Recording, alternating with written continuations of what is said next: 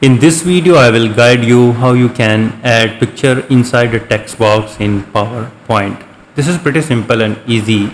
Let's get started. First, go to the insert on the top ribbon, and on the right side you will see the text box. Click on that. Now right click on the text box and go to the format shape. And here is the line. You need to select the solid line if you want to put a line around text box.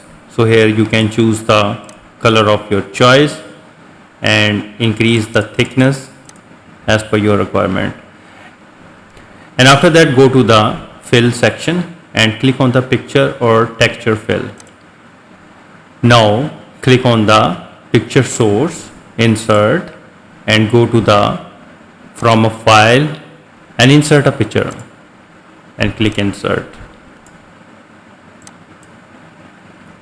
So here is the picture inserted in the text box. Now you can move anywhere on the slide in the PowerPoint. You can also resize as per your need. Another way is that go to the insert, click on the picture and go to the this device. Select any picture, resize it,